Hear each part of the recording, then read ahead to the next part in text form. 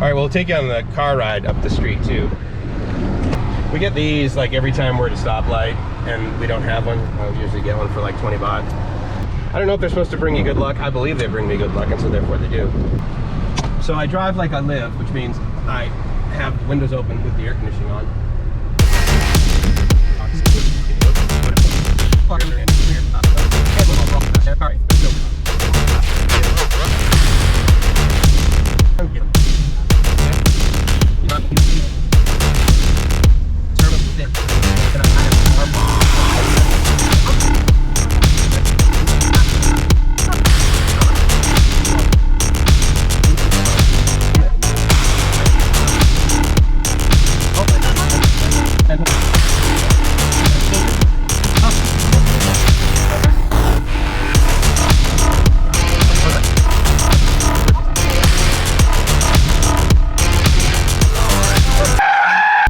Big stone hands, honey. You have arrived. Where? We've arrived. Oh. That big stone hands. It's what's that smell? The thing. Authorized. Durian. Wow. It's not allowed to walk there. There's a sign. Not in there. But we can be here. Maybe you can park. There's a car in here. Yeah. Maybe you can park in the side. Yeah, let's park right here. Okay.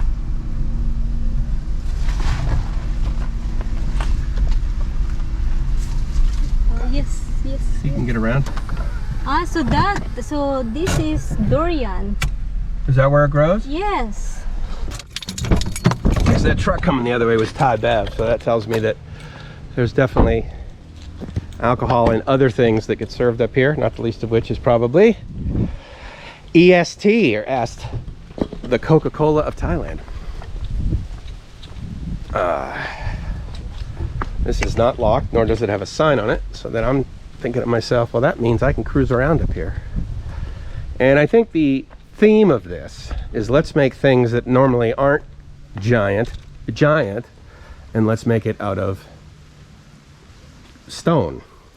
So this is a giant grape, I guess, that you go into, and I'm very pleased to say that it's not damaged at all. It's in excellent condition. There's no trash in here, no broken bottles. If I had to guess, I would say they're gonna make restrooms out of this thing. And then over here, inside the pineapple, it's probably an entry or an exit way. And then inside this little place again is I guess you wash your hands in here or something like that. And that makes sense, right? Because there's giant hands over there. This probably is some degree of water containment for fish or something like this. That's kind of cool, man. I think that's supposed to be either a giant durian or a giant jackfruit over there. And that's a pretty sweet door, isn't it? That keeps the that'll keep the Vikings out. Yeah. I mean, you know, very deliberate foliage here. Oh, hey, look at that. Kind of neat, right? So I'm thinking up there, that antenna up there, that's where I want SAMUI FM. SAMUI.FM, if you don't know. Registered it the other day. No big whoop. There is an online station here called SAMUI Island Radio. I think their programming is a little bit dull. But considering the modern sort of, yes honey, it's me, I know white people shock you. But anyway, so I thought, well, you know, there's no reason Kiss FM Pattaya needs to be Kiss FM Pattaya. So I also registered Kiss FM Thailand because I believe that Kiss FM, while originating originally from Pattaya, and in fact having a transmitter there that does broadcast at absolutely limited power right now until I fix the damn transmitter, 91.75 megahertz at a height of about 1 inch off the ground, so that's a little disappointing. But I think that KissFMThailand.com is a little more appropriate right now. Now, to be fair, I also registered KissRadio.Asia because I do believe that the format that I'm putting together, and of course it's a work in progress, along with the DJs, meaning the on-air talent, they need to be on-air personalities, not just DJs. I'm mistaken. They're not DJs. They're personalities. They're on-air talent for sure. And that team that I'm putting together, that will definitely serve Southeast Asia.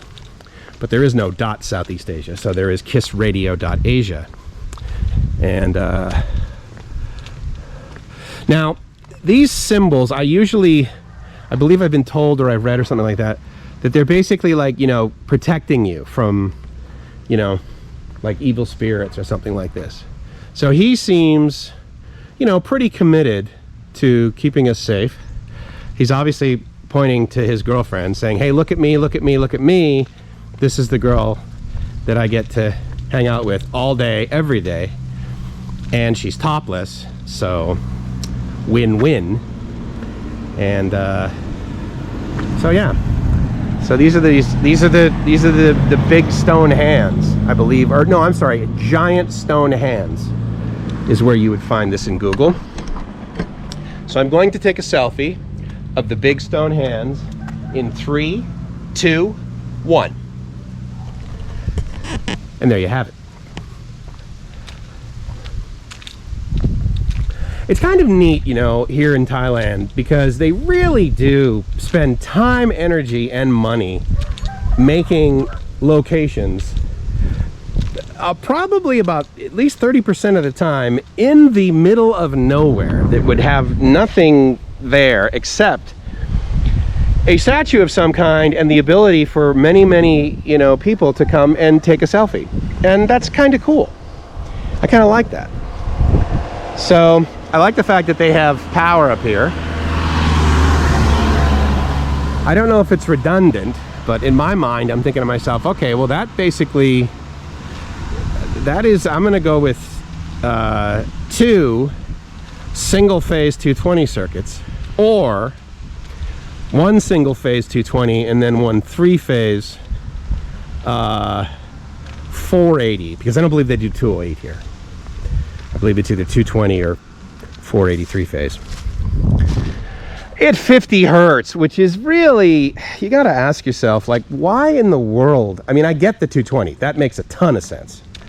I mean, that's just, electrically, that is the smartest thing ever. United States, 110. Focus, bro. But 50 hertz, I don't get it. You know, I mean, it's not like metric versus, you know, English measurement system, you know, where there's any conversion. You always have 60 seconds per minute. And so to have 60 hertz, you know, a multiple of that, I mean, that also makes mathematical as well as electrical sense, quite frankly, to me.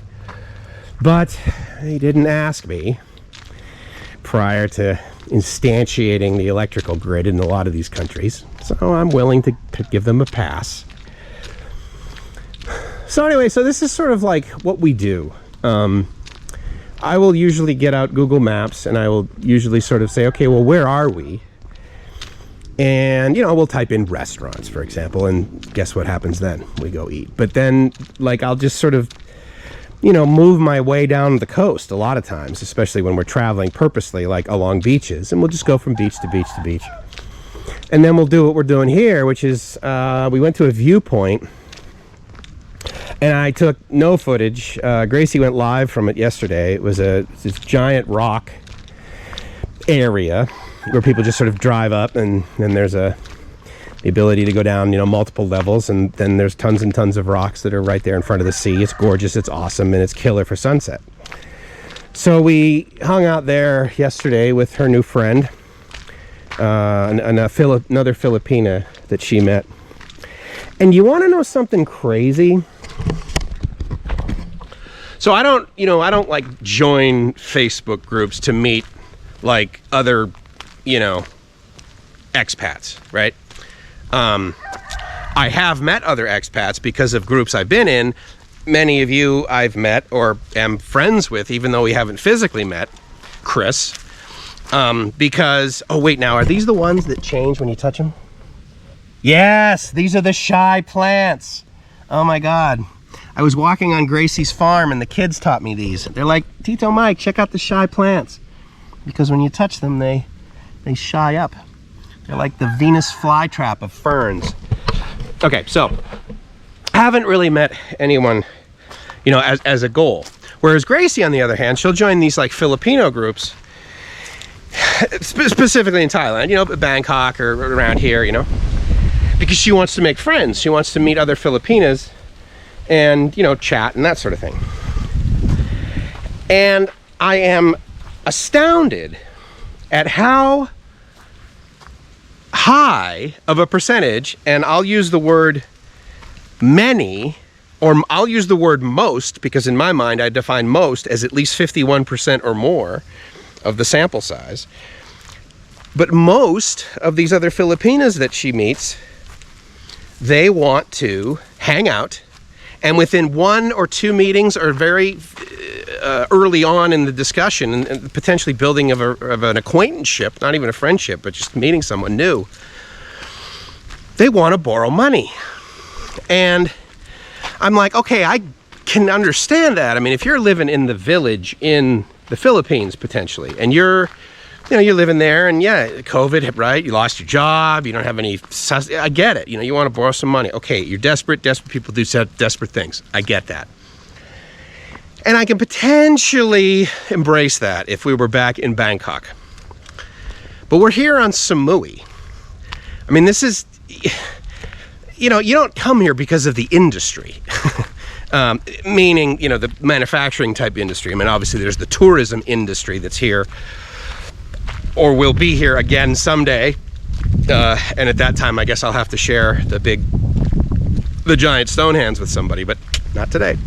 The point is that you don't come here because, you know, you're getting a job at a tire manufacturing factory like you would say in Chonburi, and then lose your job potentially there. And so I get it. Okay, so you need some money, fine. But like Samui, and my point to this is this woman that Gracie met, she's great and she's awesome, and she is so much like Gracie. You know, they both are like, this is crazy. Like, I joined these groups and these people, and then they asked for money and all this. You know, but the neat thing is, like, her and her name's Crystal. So Crystal and Gracie, they're really on the same page. And as you can probably attest to, you know, when you meet someone who's like on the same page, right, then that's nice.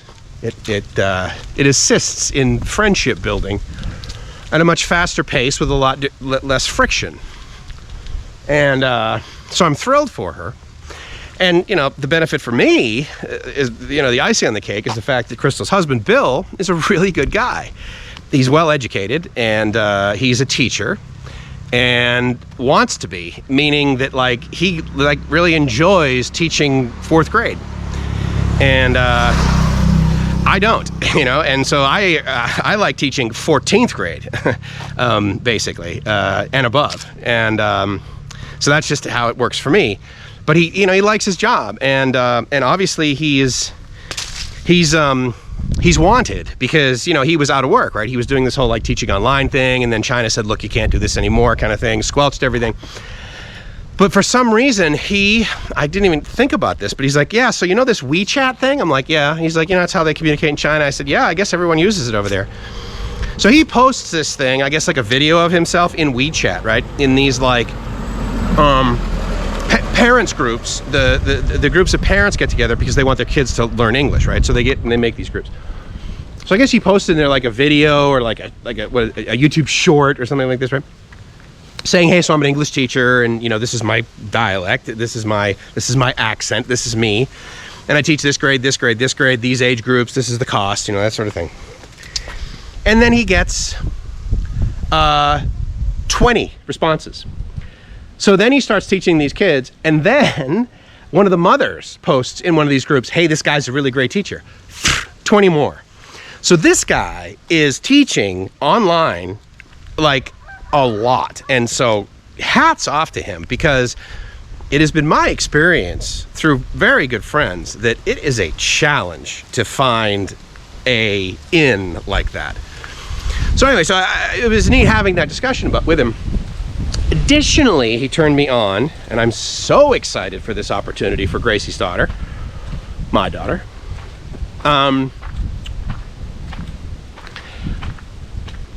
Online school, like all the way through high school. The result is a U.S. high school diploma, not a GED, a U.S. high school diploma that is backed by accrediting boards, one of which is WASC. And if you are from the western part of the United States, as I was, WASC is basically the Western accreditation of schools and schools and college.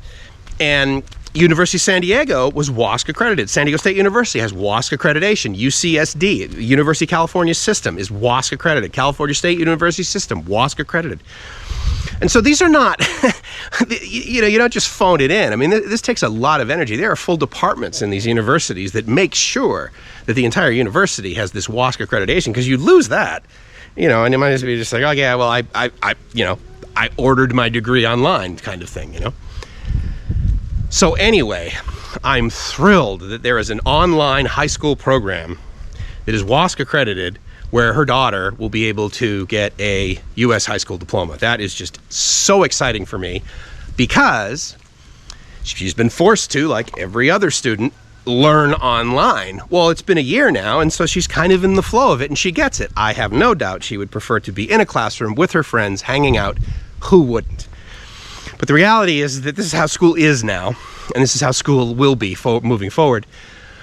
And that's how she's learning right now. But right now, she's on a track to get a high school diploma by the time she's 18 from a Philippine high school that is not in a major city. And quite frankly, that will not hold a whole lot of weight when she goes to apply for colleges that certainly I believe she should go to, because she's not, as far as if I have anything to say about it, which I kind of do, she's not going to university in Philippines, because the entire country, I'm sorry, is incompetent. And the people are amazing and lovely, but the engine that runs that country, they lack integrity, and they're dishonest, and they do not support the majority of their citizens, and it's offensive to me. So anyway, I want her to be able to get an education outside of that involves leadership and integrity and follow through, as well as scholastic excellence. And I have I was going to say a handful. I have a very large handful of universities that I believe will fit the bill, not the least of which is the University of Massachusetts system, which is very reasonably priced. And getting in-state tuition would be quite easy. Anyway, I am so excited that I met this guy, Bill, through the relationship that Gracie has now formed with this young lady, Crystal. They've been married for a long time. They have a 9-year-old and a 7-year-old, or a 10-year-old and a 7-year-old, whatever. And so anyway, this is a long, I'm going to probably split this up into a few, but at the end of the day, this is just sort of some things that come into mind. And I have a little bit of a gratitude attack over this stuff, because again, here I am, Gracie's over there doing her videos, I'm here doing my videos, ideally sharing with you the beauty that surrounds us, but also my sort of reasoning behind, traveling this way. And now, you want to talk about icing on the cake. It was just like, okay, yeah, well, we'll get Yuri's a passport, and she'll start traveling with us, in the summers, her summers, and then she'll go back to school, and that'll be cool. And then, by the time she's 18, then we'll, make sure by that time she's had some at least Asian travel, if not, full on Europe and United States, Canada, maybe. But now I'm like, look, all I got to do is double click on a couple $1,000 laptop every few years. And this girl is going to be able to rock it and get a U.S. high school diploma. And get this, it's self-paced, meaning she could potentially get her high school diploma at 17. She could potentially get it at 16, but she's 14, and I want her to remain 14. I want her to play. I want her to cut her knees. I want her to jump off a bridge that's way too high. I want her to, get muddy. And I also want her to come home and paint her nails and hang out with her girlfriends and, listen and put up posters of BTS and, Blackpink, and have a friggin' childhood, man, because living in Southern California for as long as I did, my experience with 14-year-old girls in Southern California is not that they want to be 14.